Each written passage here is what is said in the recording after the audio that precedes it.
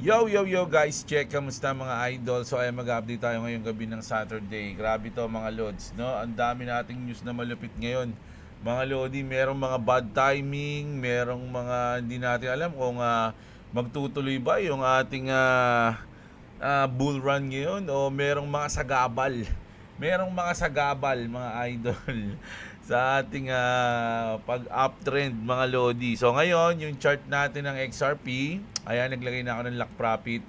171 USDT which is 10K ata yan. Pag tinamaan yan, profit tayo 10K mga lods. Pero so far, 11.1. No? Pero hindi ano natin yan, check natin yan mga lodi, no, kung mangyayari. No, pero sa tingin ko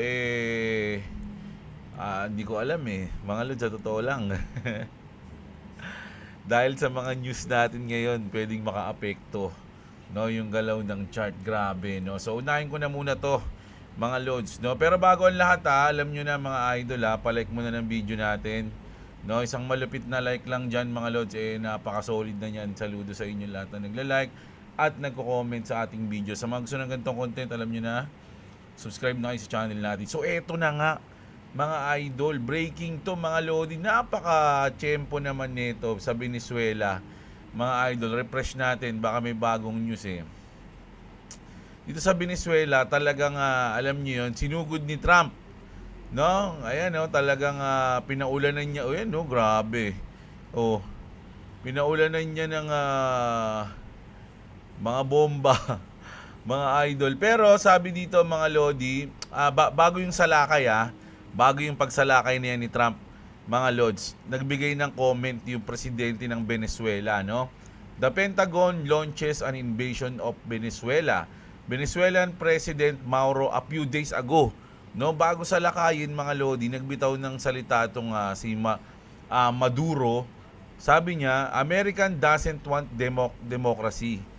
It wants Valenzuela's oil, its gold, and its rare elements. Ayun daw yun.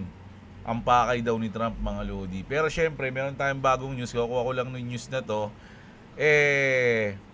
Maduro captured na kasama yung kanyang wife.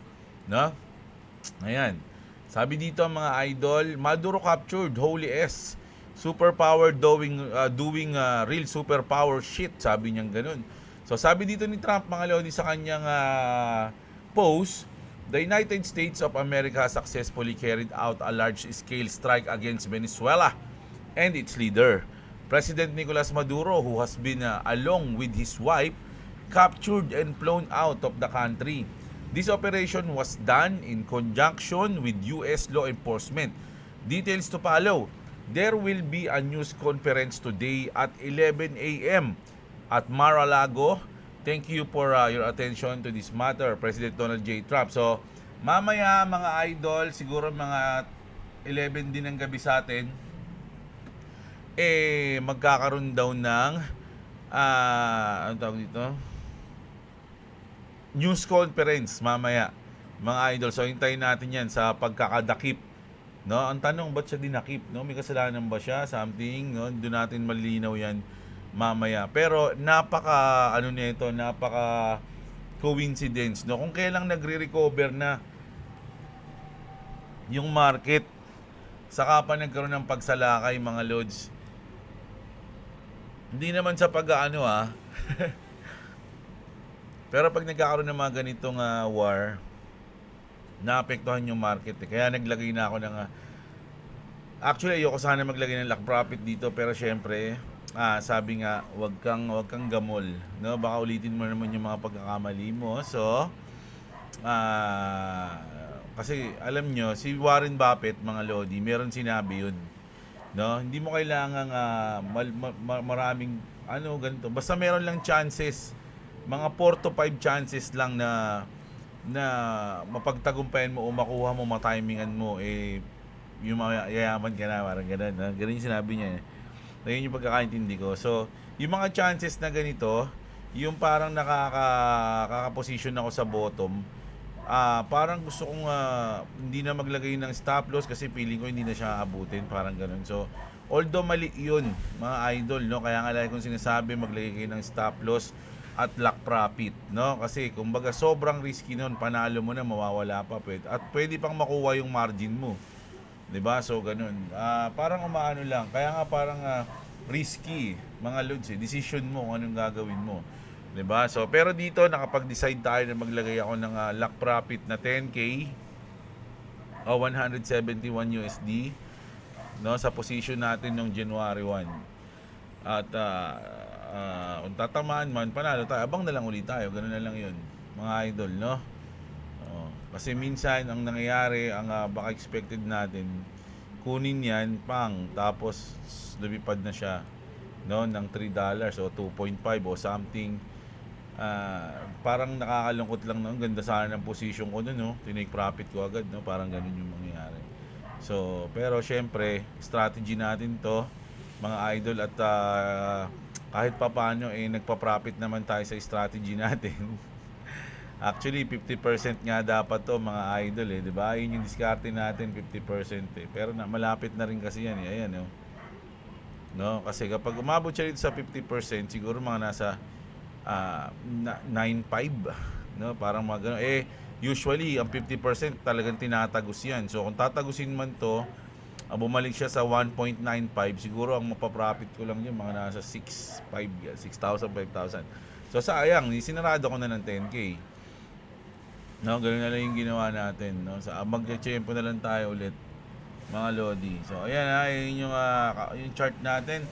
At sa tingin ko napaka bad timing ng ginawa ng US sa Venezuela. At mabuti na lang, mga idol, hindi na siya, ewan kasi na-capture na 'di ba? So titigil na siguro yung bakbakan doon kasi na-capture na yung leader. At eto, mga lodi, maraming lumalabas na ganito ngayon sa Facebook tuloy, sa Twitter, na magkakaroon tayo ng Black Swan. Alam nyo ba yung Black Swan, mga idol? All banks will crash, stock market will crash, real estate market will crash. It's global, sabi rito, no? That's why the Swan Lake music came out of Russia Doomsday Radio. You've been warned, get your money out, sabi dito, mga lods, no? So, maraming ganitong news, no? Pwedeng tama, pwedeng mali. Syempre prediction to, mga lodi, no? Pwedeng magkaroon ng prediction kasi nagkakaroon sila ng ganyan dahil tinitingnan nila yung mga nangyari ng mga nakaraan. Kumbaga sa history sila bumabase na pagka ganito yung nangyayari, usually nagkakaroon ng Black Swan. So marami nagsasabi na oras na para mag Black Swan, nakakasan na kung ano yung mangyayari. So pero kung titignan natin, meron din namang mga catalyst na pampalipad, no? Kumbaga pampa-uptrend sa market. So hindi natin sure kung ano yung magpi-play diyan, no? Kaya ingat-ingat na lang kayo, mga idol, no? Sabi nga dito ni Robert Kiyosaki, mga idol, sabi niya, Robert Kiyosaki just said there's an AI bubble and it's going to cause the biggest financial crash in history in the next 3 to 4 months. Mga lodi, ano sa tingin nyo? Totoo ba yung sinasabi niya? Ba't niya sinabi yun? Nag-research ba siya? May pinagbabasihan ba siya? Kaya niya sinabi yun? O pwedeng isa lang siya sa mga nanglilito para ma-shake out yung mga retails at yung mga big whales lang yung matira, mga idol, na? Sabi nga dito, this guy is always wrong. So ayan, mga lodi, no? So syempre, mga main character to, kilala yan, no? Sikat yung libro niyan. So hindi naman siya siguro magsasalita ng ganun-ganun. Siguro meron siyang basihan.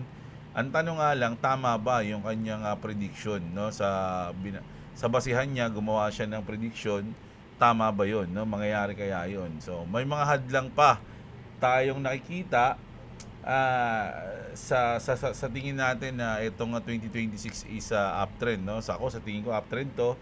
So pero may mga balita tayong ganito na Black Swan is coming, AI bubble is coming in 3 to 4 months, no? Pwede tayong mag-drop.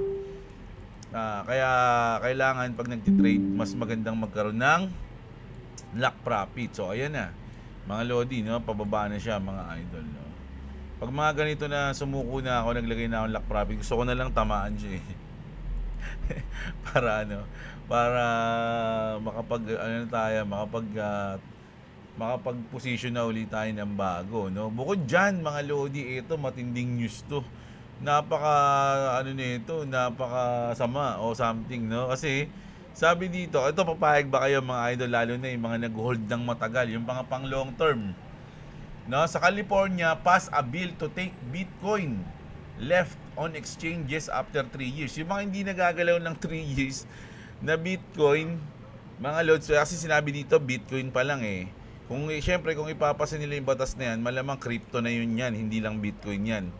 No? Ang gagawin nila diyan yung mga crypto na iniwanan na o nakalimutan na siguro yung password o ganyan na 3 years na hindi ginagalaw, eh pwede nilang i-seize. The state wants your coins. Self-custody is not optional, mga lods. Ayun yung sabi rito. So mas maganda meron kayong mga wallet na sarili. Ayan yung sinasabi. So nakalagay dito crypto exchange, hindi naman yung mga wallet, halimbawa yung MetaMask, no, Ronin wallet, hindi naman yun yung mga sinabi nila. Crypto exchange yung sinabi dito, mga idol. Pero dahil nga dito tayo nagbubudega, dito tayo nagtitrade, no, dito tayo syempre may mga coins diyan minsan na hindi mo na nagagalaw. 'Di ba? Lalo na kung long term yung hold mo. Kung pumasa man yung batas na 'yan, nako, yari mga idol, no. Tama yung sinabi dito ni Kevin Close. How can they just take your coin if on an coins if on an exchange, no? Ayan.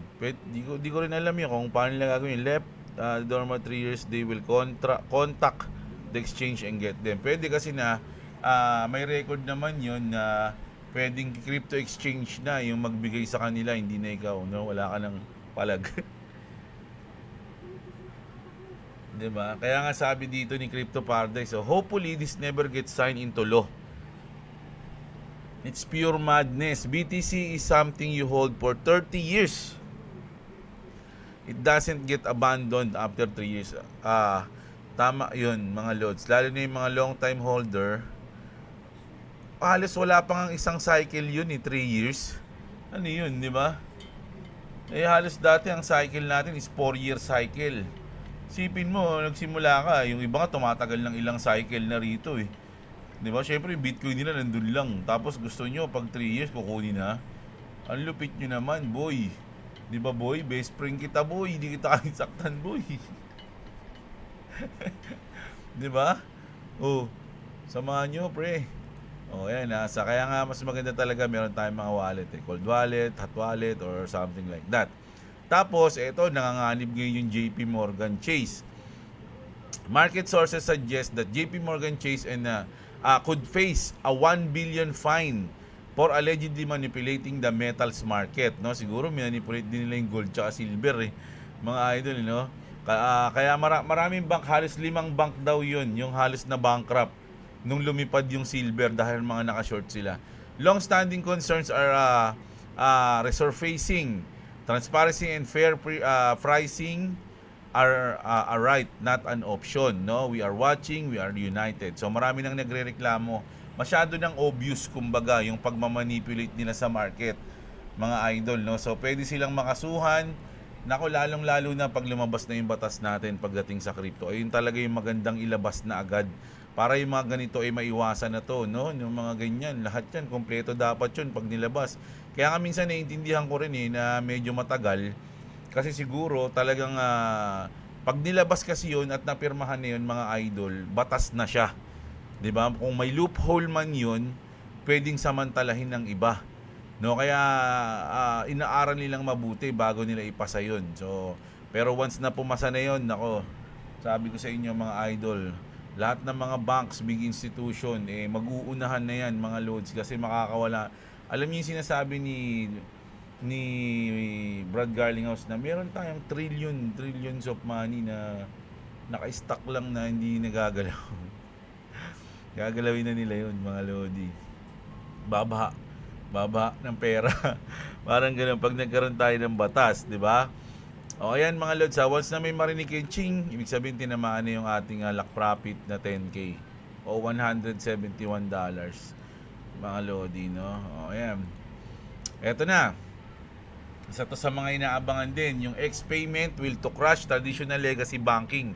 isa pa tong balak ni Elon Musk na to, mga idol, no, na magiging everything up yung X o yung dating Twitter, no. Back in 1999, at 28 years old launches 28 years old Elon launches X.com with a vision that felt like science fiction: digital, borderless banking without the paper-heavy friction of the legacy system. After the PayPal detour and years of waiting, that vision has officially hit the everything up. Yun na, everything up reality on the first day of 2026, with over 40 state licenses already in the bag and powerhouse partnership with Visa. X-Money is rolling out to turn your feed into your wallet.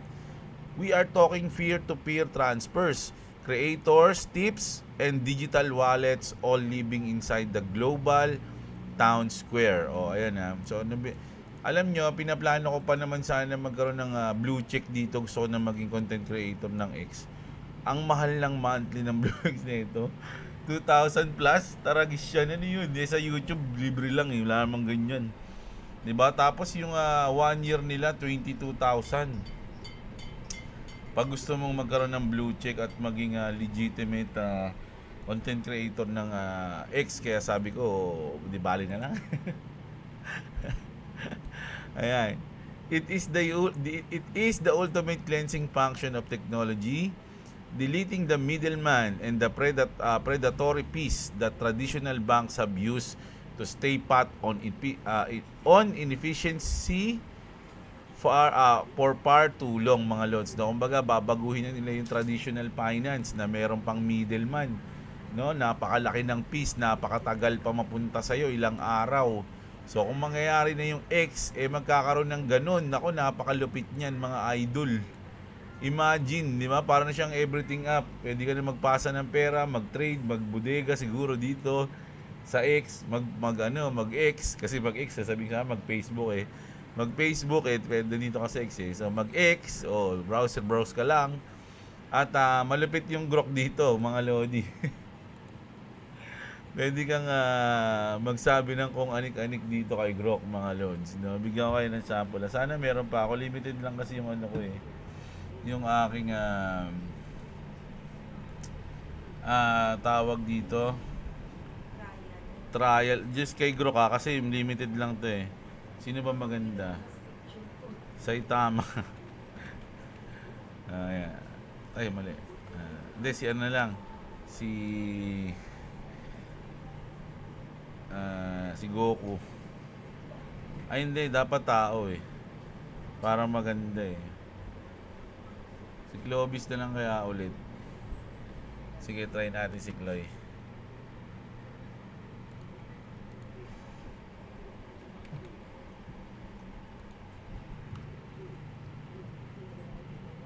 Si Clovis. May picture ba? Lead pa ni Clovis dito. Ito na lang. Ayan, natulog si Clovis kay Rocket. Ako na tayo sa Grok. Hindi, sample lang to, bebe. English kasi kanina Tagalog yun sa akin naiintindihan naman ni Grok pero syempre English tayo.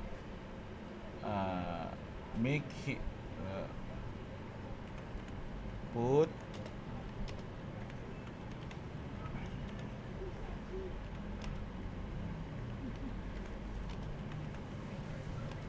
that also is sleeping.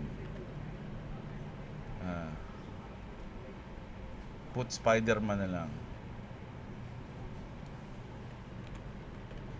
Basta dapat magaling ka utos. Tag doon? Yun, magawa ka ng ganyan. So sa ganyan, pwedeng gumawa si Grok. Basta maganda yung pagkakasabi mo, mga idol. Pero mag-ingat kayo kasi yung ibang ganito ginagamit laruan lang yung sinabi kay Clovis. Sabi ko kasi mali yun ako, lang space. Mali. Put Spider-Man, Spider-Man kasi palabasan niya, beside him that also sleeping. Ayan Choy, Spider-Man kang katabi. So ganun lang. Madali, no? Yung iba ginagamit to sa kasamaan eh. Ginagamit kung ano-anong inuutos para ano eh. Pero maganda maganda na ngayon yung grok mga lodi. Ito na yung uso, 'di ba? Ngayon. So gusto ko sana eh kaya lang pag-iisipan ko kung mag-a-avail ako ng kanyang ano, ng kanyang professional something something, no? Ba't ko ba nasabi yun? Kasi dito nga sa X, no, na solid yung X, magiging ano na siya, everything up mga idol, which is napakaganda. Kaabang-abang to. Sana ngayong 2026 medyo ma-update na tayo dito kung matutuloy man o baka ngayong 2026 pala, sorry, ano ba sabi ko kanina? 2026 maging matindi na to. Kasi itatry ko talaga mag blue check dito mga lods eh. Kasi limited lang yung access ko sa lahat sa kanila. No, so ito mga lodi, Kevin O'Leary, no, Mr. Wandelpool. Sabi dito, warning. Trillions of dollars are headed straight for Bitcoin the second this laws pass. Ayun nga yung sinasabi natin mga lodi. Once na maipasa na yung batas na yun, trillions of dollars, no, straight to the market. Once that bill is signed, the real money moves in, sabi niya. How much money is coming actually insane. Ngayon yung sinabi niya, mga lodi. So, ako, syempre, ano yan eh. Hindi naman magiging Mr. Wonderful yan sa wala, di ba? Yan, so, matindi yan. Tapos, nako, yan, dahil nga dyan, mga lodi, ang ganda rin ng sinabi ni Michael Saylor dito. Matutuwa yung mga Bitcoin maxi dito. Bankers will tell you to buy Bitcoin at 10 million. That's their job, mga lods, no? My job is to tell you Bitcoin is still priced at 99% discount today. Sabi niya, no? Don't be the investor who skips the dip and ends up buying the top. Oh, ayan mga lodi, no? So, alam niyo naman si Michael Saylor, siya ang biggest bull ng Bitcoin, no? At bili ng bili yan, mga lods, no? Malaki yung paniniwala niya sa Bitcoin. Punta tayo dito. Sabi dito, in the last 24 thousands of millions of XRP has been moved in the last 24 hours siguro to yan. In the last 24 hours, thousands of millions of XRP have been moved but not as sales to the market. No, hindi binenta. They are transfers between wallets of Ripple, the difference between noise and data. Sabi dito, kung nakatatandaan nyo, na news ko ba yung nakaraan, naglabas ulit sa escrow ng 1 billion XRP. Pero grabe yun. Paglabas nun mga lodi, binalik din nila yung halos 70%. Mga 700 million o 600 million ata yung binalik agad nila sa escrow. Diba? Naglabas ng 1 billion pero binalik din yung 70% sa loob. Diba? Ganun yun mga lods. Ang tindi nun. Tapos sabi dito mga lodi, hindi ko napapakinggan yung sinabi dito ni Brad Garlinghouse. Pero sabi dito ang caption dito ni Finance Bull, mark my words, XRP is quietly taking over. Ripple didn't wait for clarity. It built through the storm. 'Di ba? Kumbaga sabi, pero kailangan talaga yung clarity mga lods, yung ating batas, no. Now, cross-border payments, stable coins flows, institutional custody, no, all live. Regulatory tailwinds are catching up to what XRP has quietly been powering. Garlinghouse isn't hyping it. He's confirming what's already true. Ayan, no? Everything that's unfolding, RLUSD, Global Settlement Rails, the Genius Act, point to a setup that rewards utility first change, no? When he said it's definitely happening, he wasn't guessing. He was watching it click into place, mga idol, no? So nangyayari na talaga 'yon. I've watched this unfold for years. This moment feels different. XRP isn't preparing to lead, it's already is. Own what's coming before the rest connect the dots, no? Ayan, kaya nga sabi nila, once na mag-play yan mga idol, marami nang sabi hindi raw siya isang pitik, pero marami nang sabi na isang malupit na candle daw yan mga idol, no? Kaya tayo, handa lang tayo, di ba? At syempre ako, sabi ko nga, hindi naman tayo financial advisor. Tambay lang tayo mga lodi, no? Kaya do your own research. Huwag kayong bumasi sa akin para mag-hold, magbodega o magbenta ng mga kahit anong coins, no?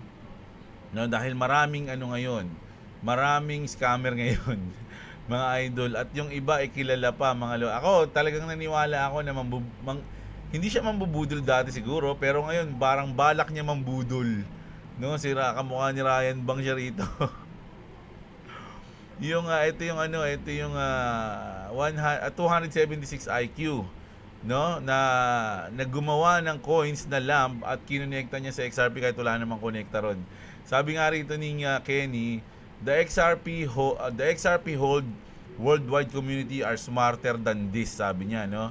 We have doctors, kumbaga sabi niya, yung mga XRP army, mga nag-hold ng XRP, iba-ibang klaseng tao, no? Meron doktor, meron lawyer, entrepreneurs, etc. People from all backgrounds, and our IQ is 589, no? Kasi nga 589, di ba?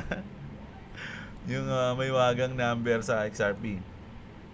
You came in this community to promote a project that have nothing to do with XRP and claim to help XRP. Where are you before? O, yun yung sinabi niya, no? So, sabi niya pa, you mean benefiting your pocket and rug pulling the community. O, ayan na mga lodi, ha.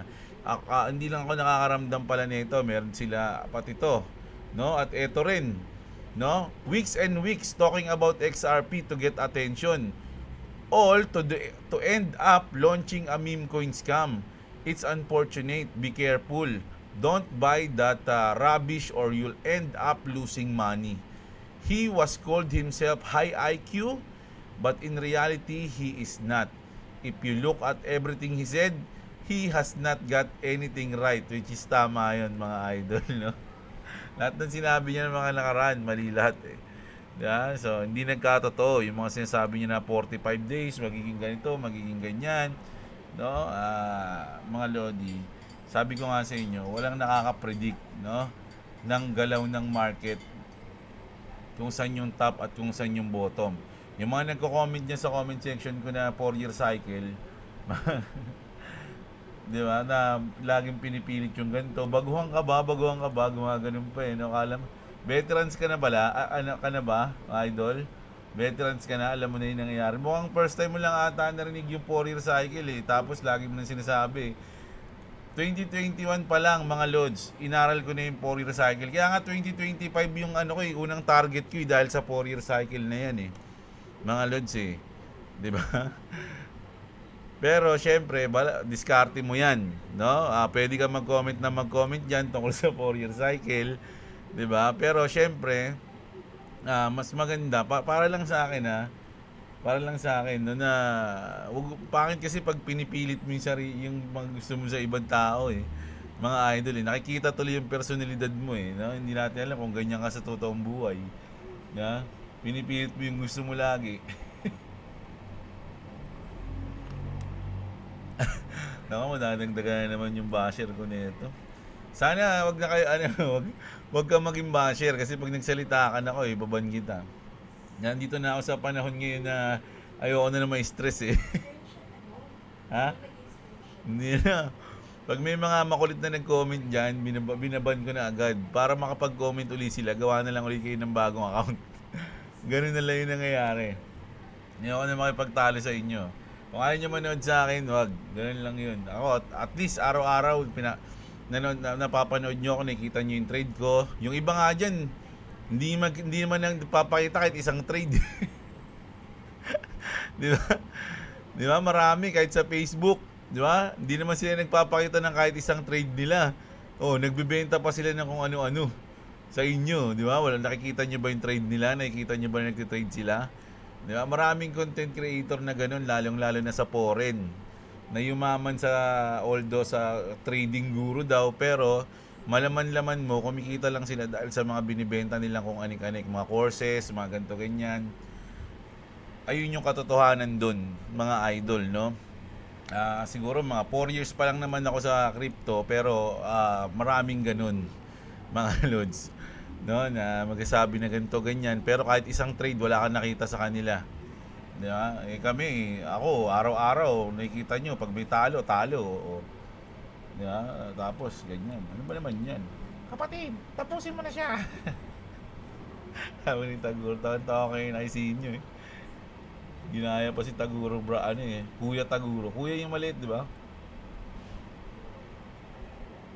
Gawin mo akong espada, kapatid. Sabi. O ayan, ba't ba ako napunta sa ano? Ano ko, ano sinasabi ko No, ayan. Ayun yung news natin. No, overall mga idol, para sa akin, sabi ko nga, yung 2026 is for me, maganda. No, maganda yung mangyayari. Pero, hindi mawawala yung mga balakid, no? Yung mga sagabal sa sa paglipad ng market, no? Although kanina sa unang video natin pinakita natin yung mga pwedeng maging catalyst. Ngayon naman medyo meron daw black swan na mangyayari, meron daw AI bubble na pwedeng mangyari, no? The biggest financial crash in history, sabi ni Robert Kiyosaki. So, do your own research mga idol. Kaya nga dapat updated tayo sa mga balita sa crypto para alam natin kung ano yung nangyayari, di ba? So kaya nga nag-news ako everyday para malaman natin, hindi tayo mahuli. Kumbaga, hindi tayo mahuli. No, pwedeng sabayan natin o pwedeng umiwas tayo pag alam natin yung news, no? So ayan. Ayun yung balita natin ngayong gabi mga lodi. Sana nagustuhan nyo. Hintayin natin yung sasabihin ni Papa Donald Trump mamaya. Mag-a-announce daw siya, magkakaroon siya ng news conference mga lodi ng siguro mga alas 11 ng gabi yun mga idol. So kita-kits tayo. Maraming salamat sa mga nanood mga lodi. Magandang araw sa inyo mga kapatid. Magandang gabi pala. No, at What's up, what's up? Subscribe to Clubs Gaming and subscribe to Jeblo. Peace. yeah.